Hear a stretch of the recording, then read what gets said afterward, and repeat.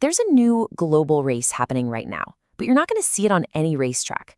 It's taking place in total darkness, under crushing pressure, literally miles from human sight. So let's dive into this high-stakes deep-sea competition for the very resources that power our entire modern world. Just try to picture that. 6,000 meters, that's almost 4 miles straight down into the abyss. And it's at this insane depth that a super controversial and technologically complex new frontier is being pried open.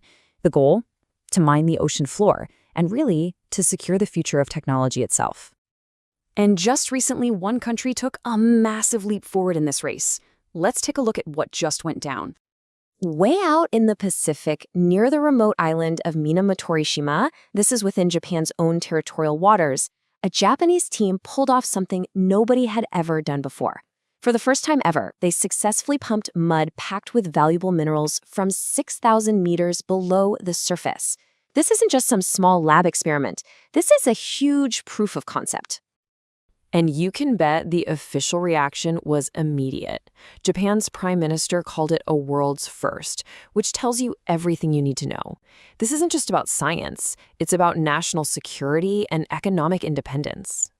So, what is it about this deep sea mud that makes it so valuable? I mean, why would anyone go to such incredible and expensive lengths just to get their hands on it? The prize here is something called rare earth elements, and you can think of them as the essential vitamins for all of our technology. Now, the name's a little misleading. They're not actually all that rare in the Earth's crust. The real problem is that on land, they're a nightmare to mine, environmentally hazardous, and incredibly expensive to process. And this is why countries are scrambling for them. I'm talking about everything from the electric car you might drive, to the smartphone that's in your pocket right now, to absolutely critical military hardware. Our entire high-tech world depends on having a steady supply of these things. But this isn't just about a technological challenge. Nope. This is a strategic competition playing out on a global scale, and it has huge implications for the world's biggest powers.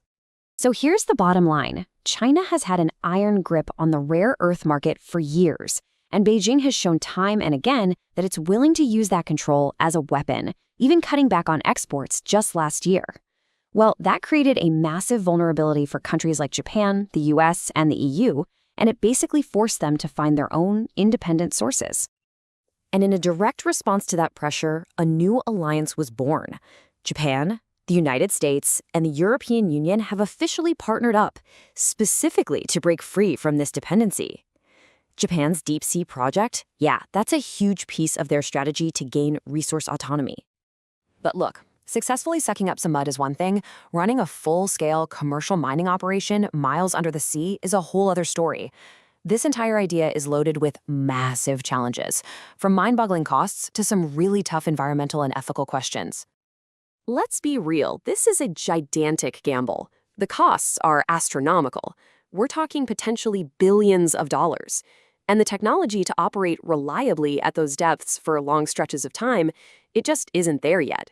We are years away from this being commercially viable. So Japan's test is a crucial first step for sure, but the finish line is nowhere in sight. Which really brings us to the main question, doesn't it? When you weigh the incredible expense and all the technological hurdles against the absolute strategic need to get these vital resources, is it a smart bet? So where does all this leave us? Well, Japan has proven it can be done, but the journey has really only just begun. At the end of the day, Japan's success is a landmark moment. It's a proof of concept that could literally redraw the global resource map. But it's also like the firing of the starting pistol for a much longer, way more complex, and yeah, a pretty controversial race to the bottom of the ocean. And that leaves us with one final thought.